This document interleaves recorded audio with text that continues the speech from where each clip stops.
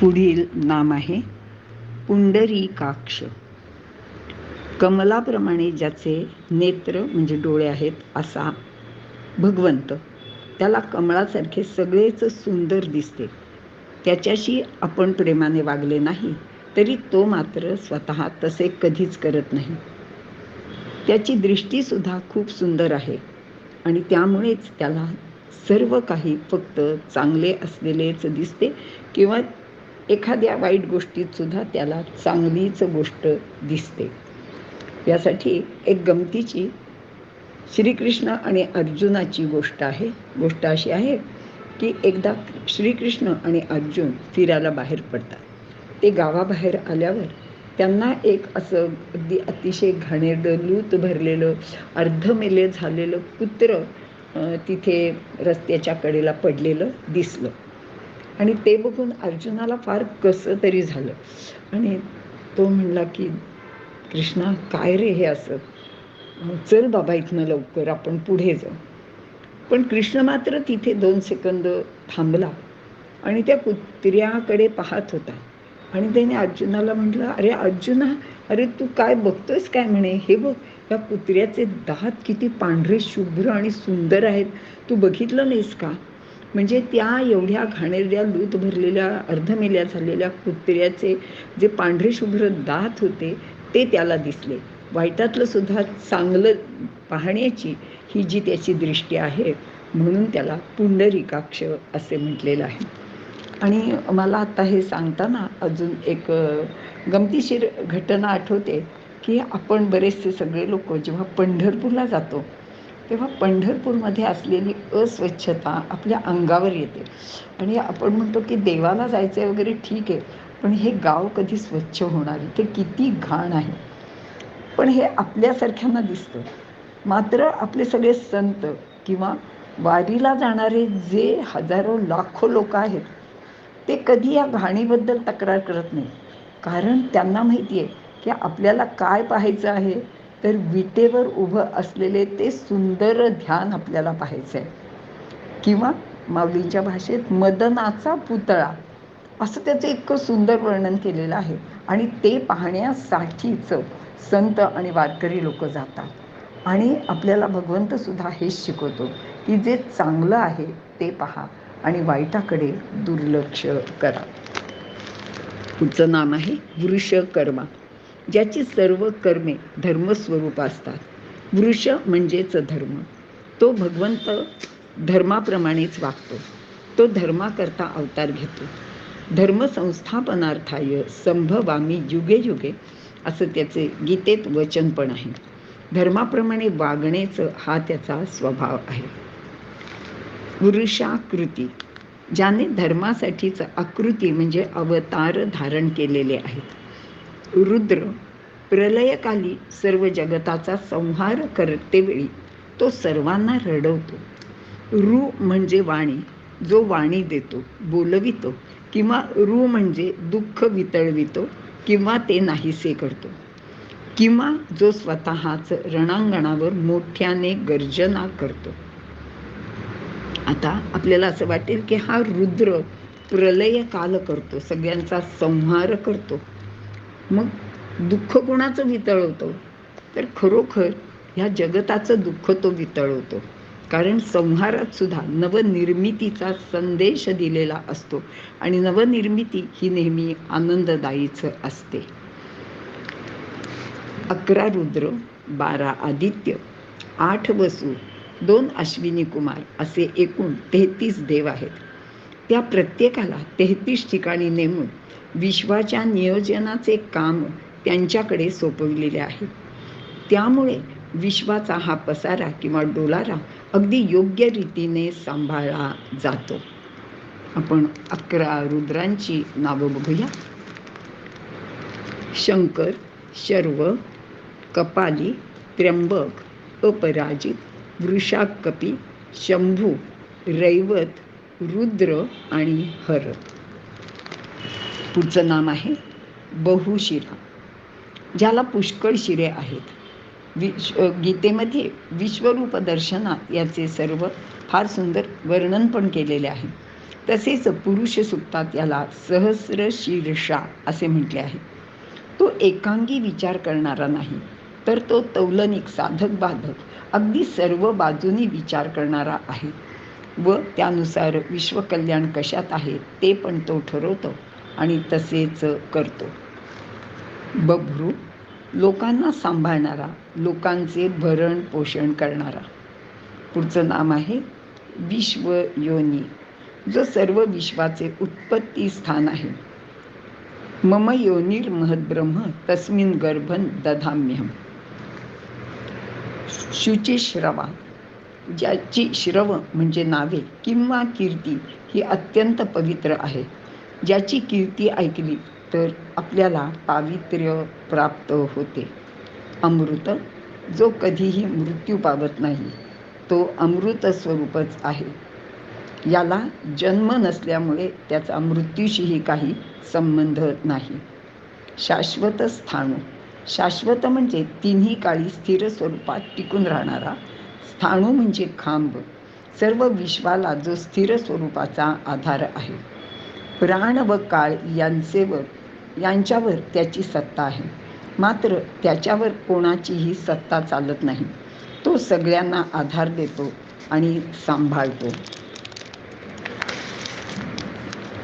वरारोह, ज्याचा अंकभाग म्हणजे मांड्या अतिशय सुंदर श्रेष्ठ अशा आहेत असा तो, किंवा ज्याची प्राप्ती करून घेणे, त्याच्याशी एकरूप होणे, आणि मग असे झाले तर तिथून मात्र आपल्याला पुन्हा परत यावे लागत नाही. त्याच्या मांडीवर बसल्यानंतर आपल्याला नक्कीच मुक्ती मिळते किंवा आपण त्याच्या स्वरूपात लीन होऊन जातो. मग आपल्याला पुन्हा जन्म मरणाच्या फेऱ्यात पडावे लागत नाही. असे असल्याने तो श्रेष्ठच आहे.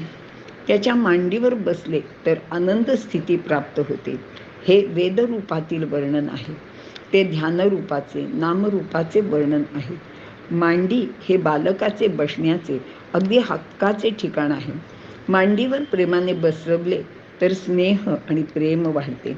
भगवंताचे प्रेम मिळवण्यासाठी आपणही प्रयत्न करावा. आपल्याला माहिती आहे की नरसिंह अवतारात नरसिंहाने म्हणजे भगवंतांनी प्रल्हादाला आपल्या मांडीवर घेतलं होतं. तर तोही प्रसंग या निमित्ताने मुद्दाम उल्लेख करावासा वाटतो.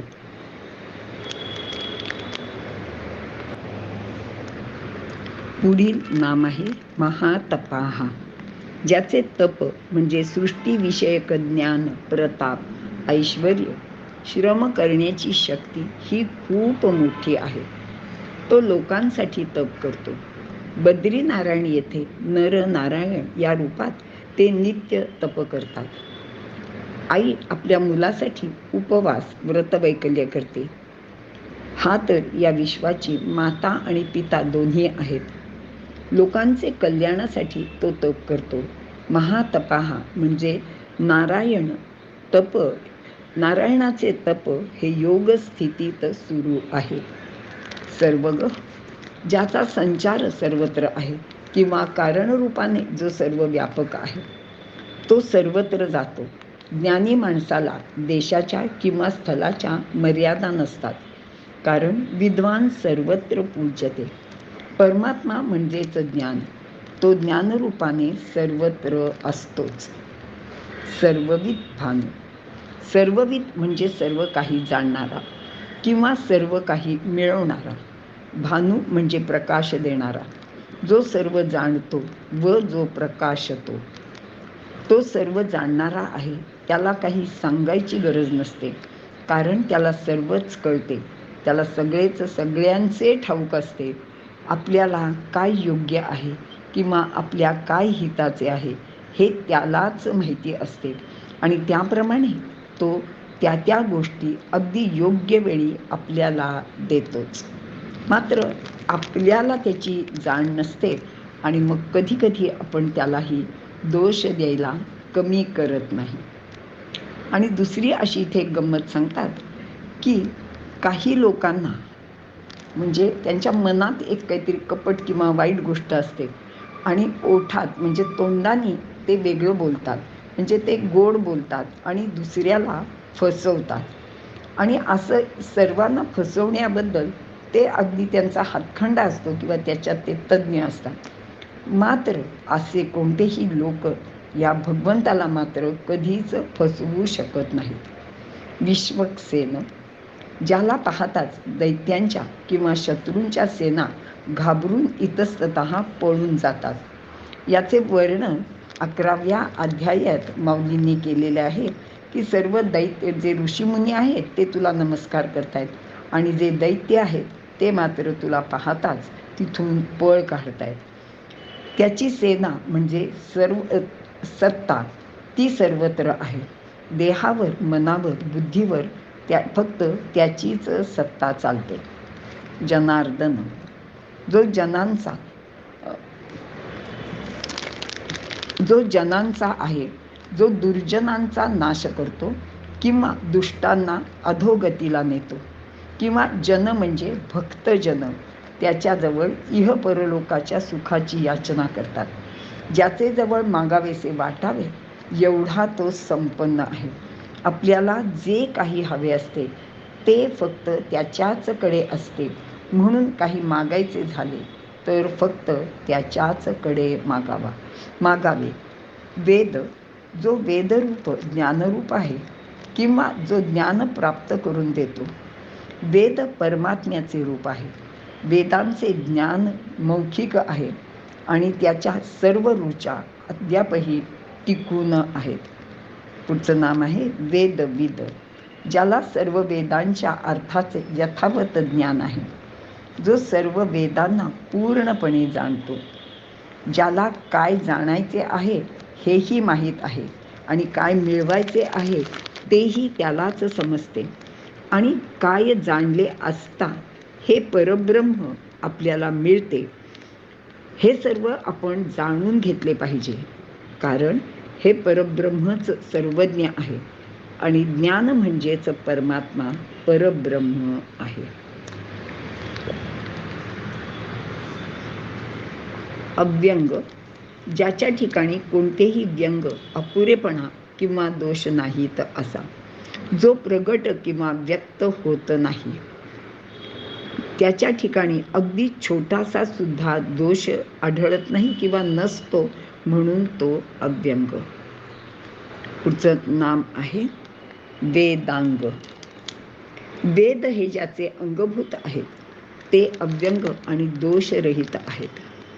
वेदांचे हे सर्व ज्ञान मौखिक पद्धतीने म्हणजे एका पिढीकडून दुसऱ्या पिढीकडे ते जसे आहे तसे पाठांतर करून जतन केलेले आहे. त्यात कोणतीही चूक किंवा दोष नाही. वेदविद हा नारायण वेदासंबंधी विचार करतो, तो म्हणजेच वेद आहे.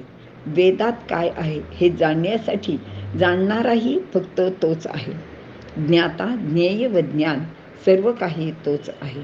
प्राचीन ऋषींचा हाच अनुभव आहे की ध्याता, ध्येय व ध्यान सर्व काही नारायणच आहे.